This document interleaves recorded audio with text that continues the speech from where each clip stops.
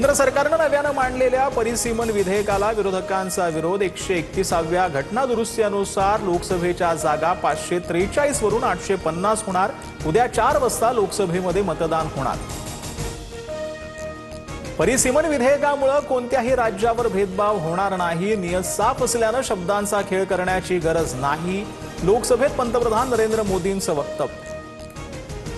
परिसीमन विधेयकाबाबत विरोधकांकडून भ्रम पसरवला जातोय। दक्षिणेकडील राज्यांची ताकद कमी होणार नाही। दक्षिणेतील राज्यातल्या खासदारांची संख्या 129 वरून 155 होणार। अमित शहांची माहिती।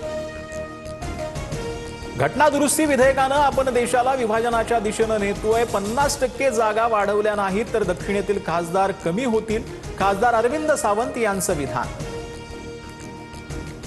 महिलांना काहीतरी देतो या भ्रमात आपण राहू नये। आरक्षण महिलांचा हक्क, आपण त्यांना वंचित ठेवलं। महिला आरक्षण विधेयकावर लोकसभेत पंतप्रधान मोदींचं वक्तव्य। नगरसेवक पद धोक्यात येताच एमआयएमच्या नगरसेविका सहर शेख नॉट रिचेबल। घरगुती कारणामुळे माध्यमांशी संवाद नाही। नातेवाईकांचं स्पष्टीकरण।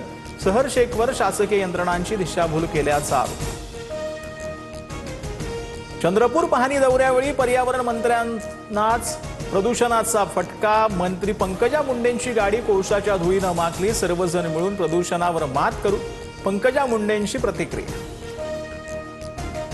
किशोरी पेडणेकरांनी बाळासाहेब ठाकरेंचा अपमान केल्याचा सत्ताधाऱ्यांचा आरोप। बाळासाहेबांना तुम्ही विकत घेतलंय का, पेडणेकर म्हणाल्या। महापौर रितू तावडेंचा दावा। किशोरी पेडणेकरांनी आरोप फेटाळले। नाशिक धर्मांतर प्रकरणात आरोपीचं दिल्ली ब्लास्ट कनेक्शन असण्याची शक्यता। सूत्रांची माहिती। मुख्य सूत्रधार निदा खानचा दिल्ली ब्लास्टमधील डॉक्टर शाहीनशी संबंध असल्याचा संशय। नाशिक धर्मांतर प्रकरणाचा तपास आता एटीएसकडे।